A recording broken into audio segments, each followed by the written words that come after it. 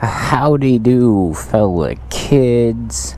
It is the professional Dillweed here, and welcome back to another video. And well, I've got the monkey back, and it looks a little bit different than it did whenever you guys probably last saw it. I've got the Yoshimura RS3 exhaust, got an oil cooler on it, and you're like, well, how are those two correlated? Don't know if you can see the cylinder down in there, but it's now big board to, it's a 181, so it's pushing just a little bit more power. And the reason why I had to get an exhaust was because my Takegawa exhaust just wasn't putting out the heat that it needed to get rid of, I guess. And obviously the oil cooler, that's to cool the oil, which it seems simple enough. And you're probably still thinking, why the hell do you still got this big old fender? Don't worry, that's on the way. And also my boy Wayne is building me a new taillight to kind of look like the European spec, but at the same time also make it look better. And to match the new turn signals he's putting on, it's also going to be put up here. And I'm quite excited. That should be happening in the next week or so. I'm also going to do a video on each individual thing that I had done to it, so that's why I'm not going to get too far into depth on it, because otherwise this video would be 30 minutes long, which I'm trying not to do. And one other thing you can't see modification-wise is I put a lithium-ion battery in it.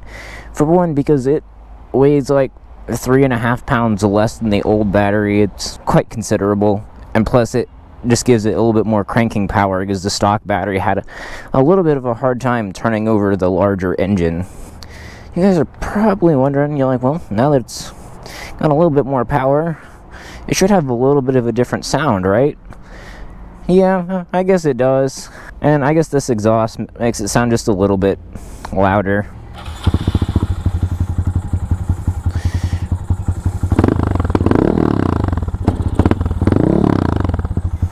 I'm not going to get too crazy revving it just because there's kind of people around.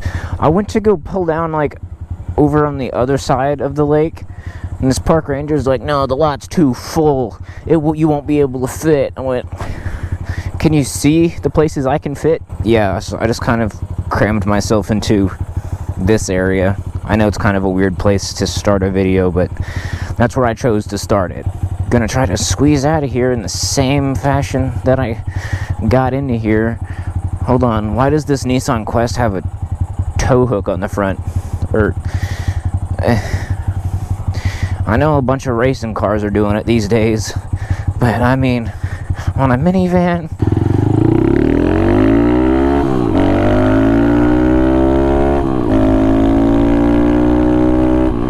Yeah, I've put about 90 miles on this cylinder with no problem. The reason why I say that is because, well, the last cylinder and piston that I put into it, it melted itself within 5 miles. Probably because I didn't have the exhaust on it, and probably also because I didn't have an oil cooler. Probably also because I was running full synthetic oil. And, well, fully synthetic oil doesn't dissipate heat nearly as well as, well, the non-synthetic stuff. Oh, man, this traffic is really gonna ruin this, isn't it? Because I really enjoy putting on the twisties at 12 miles an hour. Alright, so what I'm gonna do is I'm gonna pull into here and just wait for traffic to die down. I like how I said I'm gonna wait for the traffic to die down, and then the second I pull into here, it gets worse. It's a Jeep thing, you wouldn't understand. I also want to give a warm, nice little thank you to my boy Wayne, the guy who threw this stuff all on here. He installs big bore kits and pretty much services just about anything you want on a bike. Hello! Well, mostly mini bikes, but he does bigger bikes, but he prefers these just because of how fun and easy they are to work on. So if you guys are in the greater Atlanta area, I put his link in the description below, in case if you want to get your Grom or Z125 or some sort of Mini worked on. You can hit up his Facebook page. It's The Speed Shop. You see, my original plan was to keep it all stock looking. Yeah, I was just going to put the big bore kit on there and, well, pretty much nothing else. And even with it having a black painted cylinder there, it is still period correct for whenever, you know, these came out in the 70s or around, you know, the version of this that it's old. It's whenever those came out, they had a painted black cylinder, so it would have been period correct, and technically it still is. I mean, but ever since it got just a little bit warm twice, I was like, you know what? I think it might be running a little hot. So that's why we put the oil cooler on there. And I mean, it's just a little close to the fender. All right, the Corolla is gone.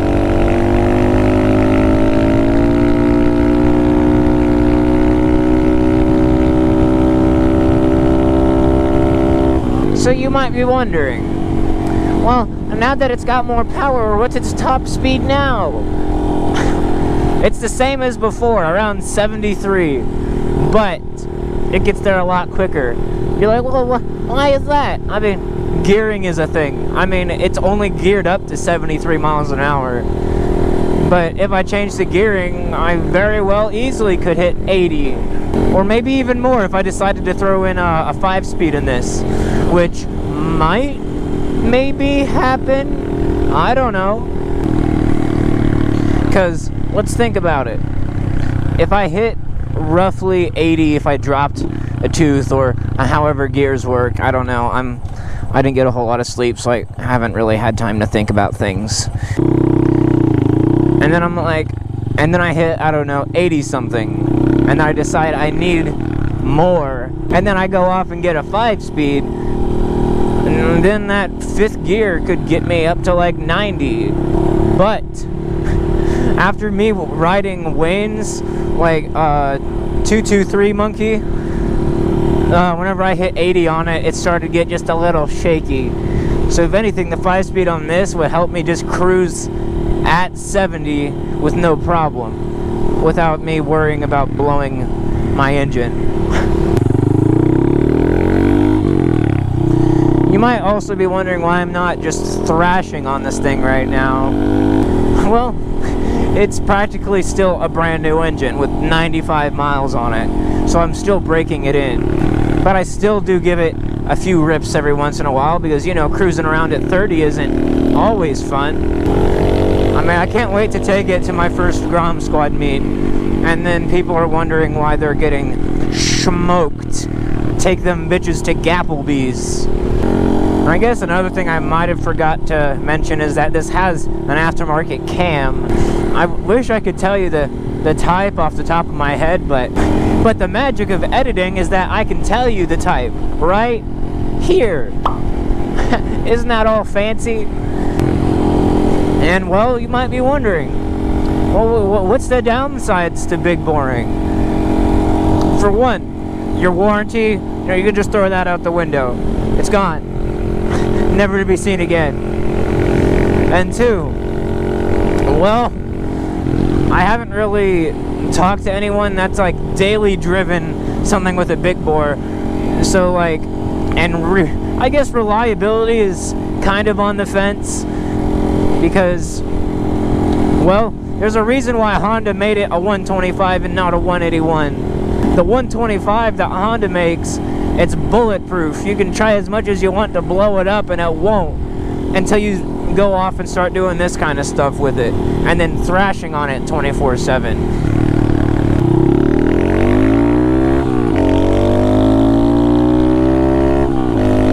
And no, I'm actually not full throttle. But like I said, I am actually trying to break this in to where, you know, it doesn't overheat, because with the new engine, that's when it produces the most heat, because, you know, it's gotta smooth everything out. And right now I'm running mineral oil in it, and it kind of smells. So when you come to a stop, you're like, ah, shit, I'm overheating. But no, it's just the mineral oil kind of playing mind games with you. And cruising here at around 54, it used to be that I would be like full throttle at 55 or so, and then I would wait for a downhill rip. But I'm not full throttle. But if I give it full throttle, it'll happily climb until it reaches 72, and then it'll hit redline. Here's a little bit of a closer look at the old setup down here. And you can just see just exactly how close the oil cooler is to the fender. You might be thinking, well, looks like it might hit once you turn, but no, it still clears ever so slightly. That was my main concern. Also, to tuck my air filter in just a little bit further, because oil lines are now a thing. And I used to really struggle going up even like the littlest hill like this, like losing speed, but you can see I'm even accelerating up it, which is really quite nice if you ask me. Look how dark the clouds are over there. And then you look over in this direction and it's clear. If that don't just perfectly describe Georgia weather, I don't know what does. I should probably start headed back to my house before I actually do run into these ominous clouds. So with that being said, that is where I'm going to start wrapping up today's video. Hopefully you guys enjoyed.